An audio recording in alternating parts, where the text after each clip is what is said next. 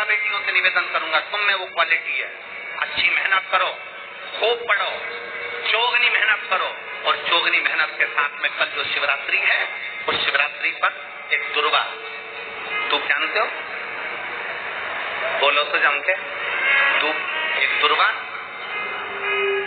बेलपत्री के ऊपर रखकर केवल घृत का छोटा सा भाग दुर्वा में लगाकर, ये उंगली उस दुर्वा में लगाकर अपने हृदय की कामना करके, मेहनत चौगनी करना है, पढ़ाई चौगनी करना है, काम चौगना करना है। और दुर्वा और बेलपत्र अशोक सुंदरी वाली जगह पर जब रखें तो डंडी का मुख उत्तर की ओर हो और उसको अशोक सुंदरी वाली जगह पर रख दे।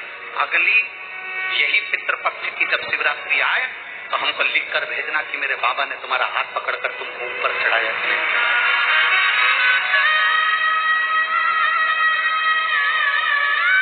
मेरा शिव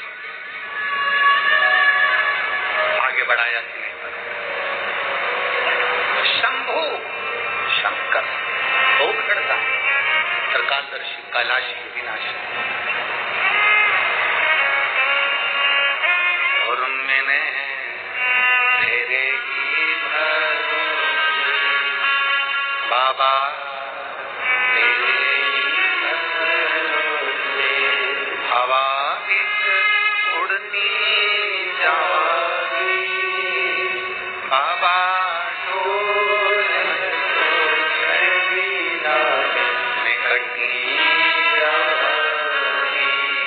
भोले शंभू। लोगों ने कितनी देखी? अरे बोलो तो जम के। एक होती है करमाला, हाथ से जपा जाता है। एक होती है मंत्रमाला, मुख से जपा जाता है। एक होती है घटमाला। घटमाला का मतलब है कि अपने जो श्वास निकल रही है, प्रत्येक श्वास में भगवान शंकर ने अपना ओम शब्द प्रदान कर दिया। आप उसको जप रहे हैं ना जप रहे हैं, आप उसे भज रहे हैं ना भज रहे हैं, तो भी आपकी श्वास में ओम नाद चल रहा है, ओम का शब्द चल रहा है, ओम शब्द चल रहा है।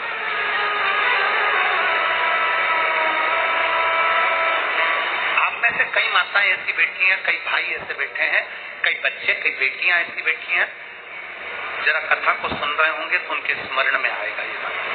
जितने लोग आस्था चैनल पर सुन रहे हैं वो भी ध्यान लगाकर सुनना, और जितने लोग फेसबुक यूट्यूब पर सुन रहे हैं वो भी ध्यान लगाकर सुनना। कई लोग ऐसे हैं जिनके अंदर नेगेटिवता मतलब घर में बैठी बैठी सोचते थे मेरे बेटे के साथ कोई एक्सीडेंट तो नहीं हो जाएगा, कहीं मेरे पति को कुछ हो तो नहीं जाएगा।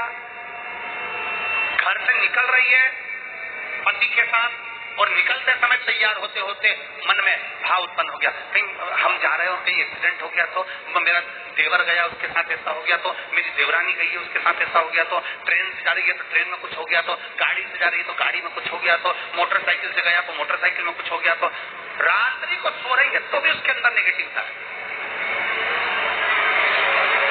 और ऐसे कई लोग हैं, भले नांदगांव में भले ना होंगे, हम नहीं जानते, पर ऐसे कई लोग हैं, कई लड़के हैं, कई लड़कियां हैं, कई बेटे हैं, कई बेटियां हैं, कई बहुएं हैं, कई सास हैं, कई ससुर हैं, कई माता है, कई पिता, कई पुरुषों के मन में आ जाता है मैं फसल बो रहा हूँ और मुझे ऐसा लग रहा है कि बिल्कुल नहीं होगी, अब की बार तो पीक आएगी नहीं, अब की बार तो ऐसा होगा। नेगेटिव मंदिर में बैठी है तो भी मन नेगेटिव आ रही है, उसको लग रहा है कि कुछ गंदा, उसको गंदा समझ में आ रहा है, उसको लग रहा है कि कुछ गंदा है। पूजन करने बैठी है, देवी जी की आराधना कर रही है, भगवान की भक्ति कर रही है, और उसके चित्त वृत्ति में कुछ गंदा आ रहा है, कुछ गंदे विचार आ रहे हैं, गंदी सोच आ रही है।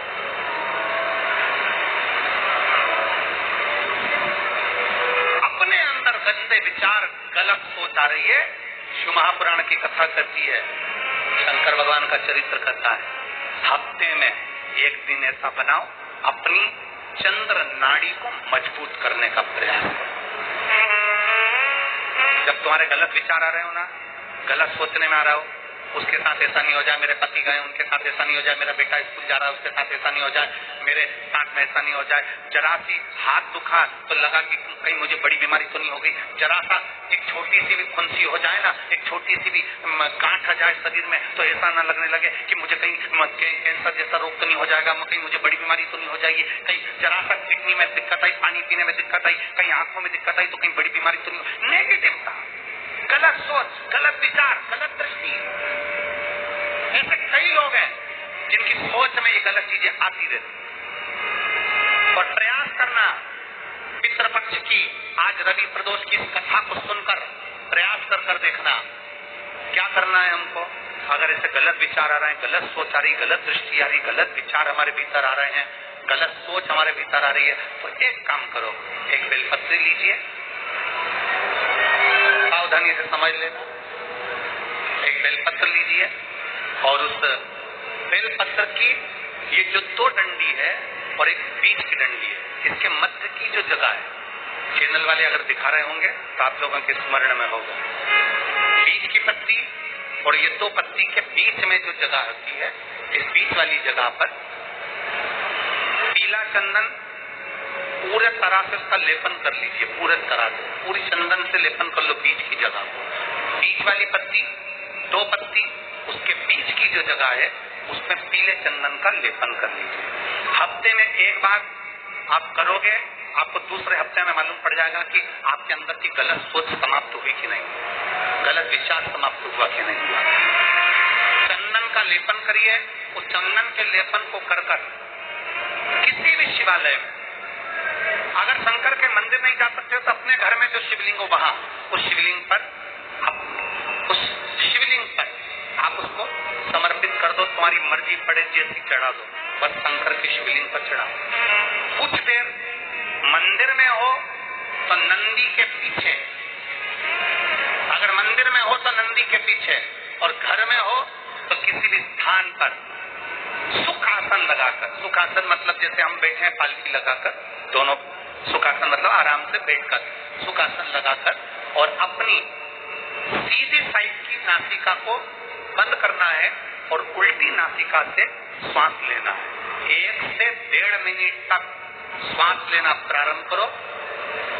अपने शरीर में एक चंद्र नाड़ी होती है। भगवान शंकर ने जब चंद्र की काया का रोग समाप्त करा था, भगवान शंकर ने जब चंद्र की काया का रोग समाप्त करा था तो चंद्र ने हाथ जोड़कर कहा था कि मेरी काया का रोग आपने समाप्त कर दिया महादेव, मेरे लिए आज्ञा करो, मैं क्या करूं।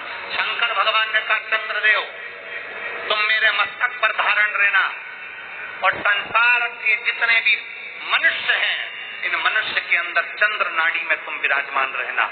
सुनो चंद्रदेव, जब मनुष्य गलत विचार करे, गलत सोच करे, गलत दृष्टि रखे, उस समय पर अगर तुम्हारी चंद्र नाड़ी प्रबल हो जाए तो उसकी बुद्धि में से गलत विचार समाप्त हो जाए। एक बेलपत्र लेना है, बीच वाली जगह में चंदन लगाकर शंकर जी को समर्पित करना है।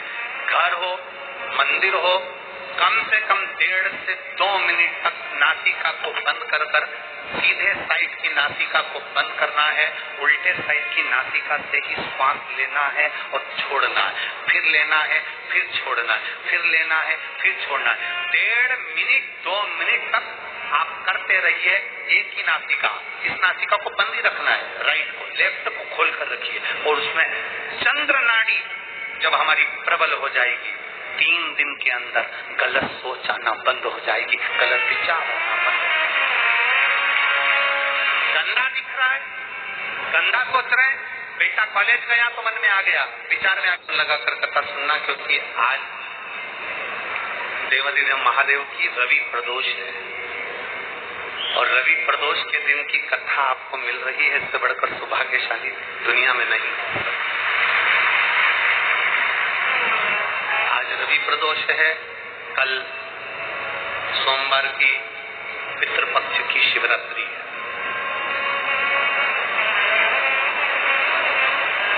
हमने कथा के प्रथम दिवस में कहा था कि आमदार माननीय सुहाजी अण्णा जी, श्रीमती सो अंजुम ताई सुहाजी अण्णा जी, सुहास जी, कांदे जी, इनको धन्यवाद देता हूँ और आप सबको धन्यवाद देता हूँ कि ये कथा पितृपक्ष की ऐसे समय की मिली है जिसमें एकादशी भी पड़ रही है, प्रदोष भी पड़ रहा है और मासिक शिवरात्रि भी पड़ रही है और पितृपक्ष पड़ रहा है, जिसमें आप और हम कथा का लाभ लें।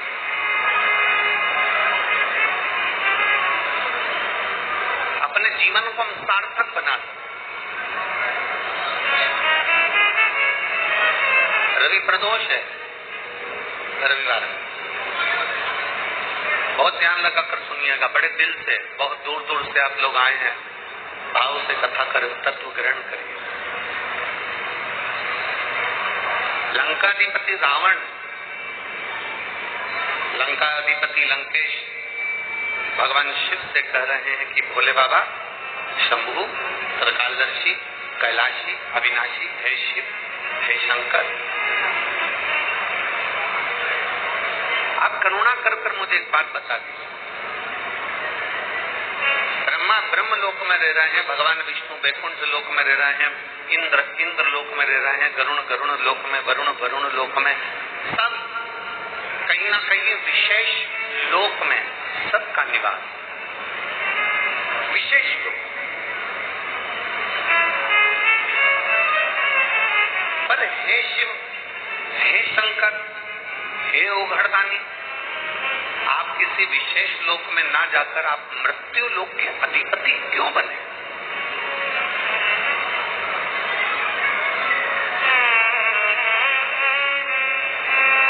आप इस मृत्यु लोक में, इस संसार सागर के अधिपति क्यों बन गए?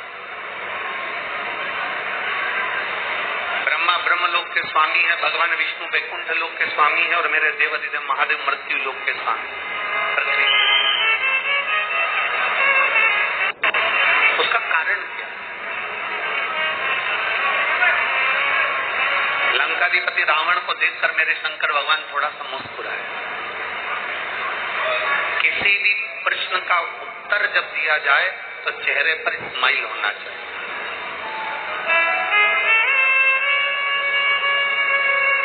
किसी भी प्रश्न का जब उत्तर दिया जाए तो तुम्हारे चेहरे पर मुस्कुराहट होना चाहिए। और संसार में जरा उल्टा है, पत्नी अगर कोई प्रश्न कर लेती है तो पति स्माइल देकर नहीं, गाली देकर उत्तर देता है।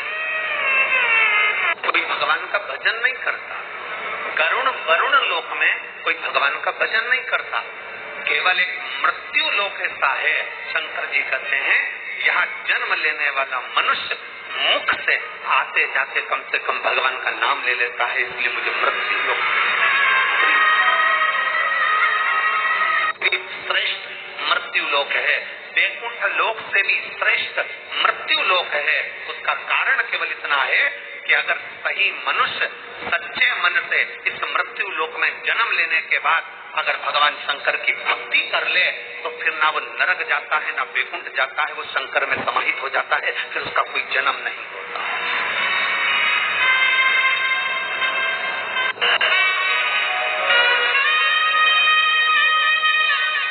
सारी समस्या का हल, जम के बोलो जरा, सारी समस्या का हल एक लोटा। दुनिया में ऐसी कौन सी समस्या है जिसका हल शिव के पास है?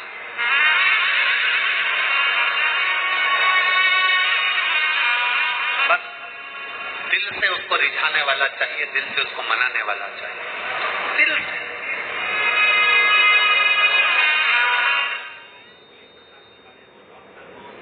अगर दिल से रिझाने वाला है, दिल से मनाने वाला है तो शिव आपके करीब में है, शंकर आपके नजदीक है। अंजना, पार्थिव शिवलिंग का निर्माण करो, पार्थिव शिवलिंग का निर्माण कर पूजन करो। अंजना माता ने पार्थिव शिवलिंग का निर्माण कर पूजन करना प्रारंभ करा। पार्थिव शिवलिंग का निर्माण करते करते करते करते पूरा 1 वर्ष अंजना माता का नियम था, मासिक शिवरात्रि आती थी और पार्थिव शिवलिंग का पूजन करती थी। मासिक शिवरात्रि आती, प्रतिदिन भगवान शंकर की आराधना में लीन होती जाती। माँ शिवलिंग की आराधना में डूब गई, भगवान शंकर की आराधना में डूब गई।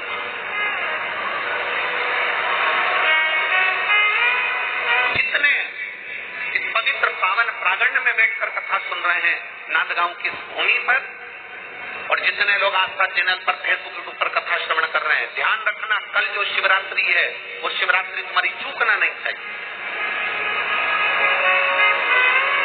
पितृदोष, आहूत दोष, वासुक दोष, वास्तु दोष, दुनिया में तुम्हारे हाथ से कोई भी दोष हो गया है, कल की शिवरात्रि एक ऐसी शिवरात्रि रहती है पितृपक्ष की, और वो भी सोमवार के दिन पड़ रही है। ऐसी शिवरात्रि होती है जिसका केवल स्मरण मात्र कर लेने से हमारे सारे दोष समाप्त हो जाते हैं। आपको हमने बताया था कि अगर विवाह नहीं हो रहा हो तो घृत का प्रयोग, संतान की प्राप्ति नहीं हो रही हो तो घृत का प्रयोग। और एक बात और कहना चाहेंगे, जो बच्चा आगे बढ़ना चाहता है, जिसने सोच लिया कि मुझे कुछ करना है, और करता कौन है? कोई अलग से भगवान किसी को पैदा करके संसार में नहीं भेजता, अपनी क्वालिटी अपने को खुद निखारना पड़ता है।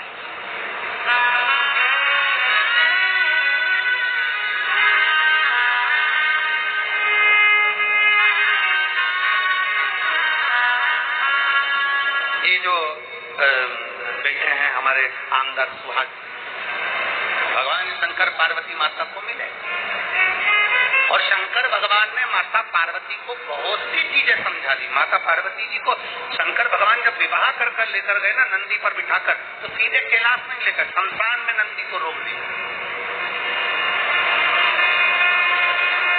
शमशान में नंदी को रोकने का केवल एक कारण था भगवान शंकर का कि पार्वती एक श्रेष्ठ स्त्री, एक श्रेष्ठ नारी, एक श्रेष्ठ महिला जंगल जैसे क्षेत्र को भी, जंगल के वन क्षेत्र को भी वैकुंठ बनाने की सामर्थ्यता रखती है। स्त्री में वो बल होता है, नारी में वो बल होता है। तो मैं कोई जन्म ले लिया, मृत्यु सागर में अगर कोई पैदा हो गया, और मान मृत्यु लोक में अगर कोई जन्म ले लिया, मृत्यु सागर में अगर कोई पैदा हो गया, और मान लो उसने शंकर की भक्ति नहीं करी। अब इस बात को जरा बहुत ध्यान से समझिएगा।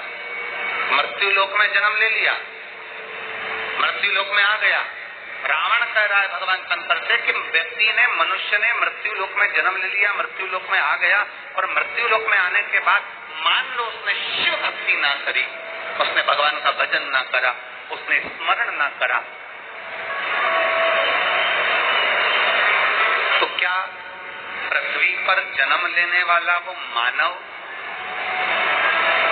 आखिरी में नरक का भोग भोगता है? आखिरी में नरक का भोग भोगता है? भगवान देवदेव महादेव फिर मुस्कुराए, वाह मेरे शिव फिर मुस्कुराए।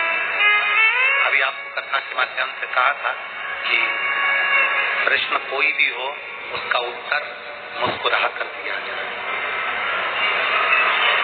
प्रश्न कोई भी हो उसका उत्तर मुस्कुरा कर दिया। शंकर भगवान फिर मुस्कुराए, और मुस्कुराकर बाबा देवदेव महादेव ने कहा, सुनो लंकाधिपति रावण,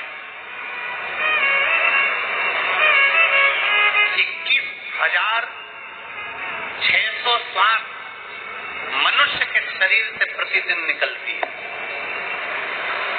3.5 करोड़ रोम छिद्र इस मनुष्य के शरीर में होते हैं, 3.5 करोड़। रावण, लंकाधिपति लंकेश, सुनो, 21,600 श्वास प्रतिदिन शरीर से निकल रही है, और 3.5 करोड़ रोम छिद्र इस मानव के शरीर में है। 21,600 श्वास जब मनुष्य के शरीर से निकलती है, तो सुनो लंकाधिपति रावण, जब मानव जन्म ले रहा था, मैंने अपना अर्धनारीश्वर स्वरूप का जब दर्शन दिया था ब्रह्मा जी के सामने, मैं अर्धनारीश्वर स्वरूप के दर्शन में जब सामने प्रकट हुआ था, ब्रह्मा जी ने जब मेरे अर्धनारीश्वर स्वरूप का दर्शन किया था, आधा पुरुष आधा स्त्री, आधा पुरुष आधा स्त्री का दर्शन जब ब्रह्मा जी ने किया था, तब ब्रह्मा जी के मन में भी एक संशय जागृत हो गया। ब्रह्मा जी के मन में एक संशय जागृत हो गया। मेरा अर्धनारीश्वर स्वरूप का दर्शन कर रहे थे। मेरा आधा पुरुष आधा स्त्री का दर्शन करते करते ब्रह्मा जी के मन में एक भाव जागृत हो गया था और ब्रह्मा जी के हृदय में जब चित्त में भाव जागृत हुआ तो मैंने उनको मुस्कुरा कर उत्तर दिया था, ब्रह्मा तुम मेरे अर्धनारीश्वर स्वरूप का दर्शन कर कर मुस्कुरा रहे हो, मेरे अर्धनारीश्वर स्वरूप का दर्शन कर कर हंस रहे हो, ब्रह्मा तुम मेरे अर्धनारीश्वर स्वरूप का दर्शन कर कर मुस्कुरा रहे हो, क्या कारण है? ब्रह्मा जी कहते हैं प्रभु आपने अर्धनारीश्वर स्वरूप का दर्शन देकर ये बता दिया कि संसार का प्रत्येक मनुष्य, संसार में रहने वाला एक एक बच्चा आपकी ही संतान होगा। तो मुझे हंसी इस बात की आ रही है कि अगर संसार का प्रत्येक बच्चा आपका अंश होगा, आपका ही अंश होगा, तो फिर उसकी मुक्ति का केंद्र बिंदु क्या होगा? अगर उसने भजन नहीं करा, स्मरण नहीं करा, पुण्य नहीं करा, दान नहीं करा, सत्कर्म नहीं करा, मंत्र जाप नहीं करा, तो उसकी गति कैसे हो?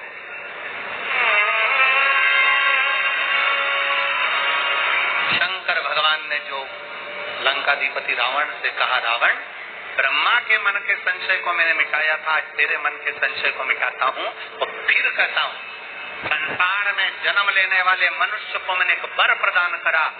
माँ के गर्भ में जब बच्चा आएगा एक पिंड की आकृति में आएगा और पिंड की आकृति में जब बच्चा माँ के गर्भ में आएगा, जब बच्चा माता के गर्भ से जन्म लेगा, माँ के गर्भ से जब वो जन्म ले लेगा, माता के गर्भ से जब वो बाहर निकल जाएगा, जन्म लेते से ही बच्चा जब श्वास लेना प्रारंभ करेगा, 21,600 श्वास प्रत्येक मनुष्य के शरीर से निकलेगी। तब भगवान शंकर कहते हैं, रावण लंकाधिपति, मैंने जन्म लिए बच्चे के उस श्वास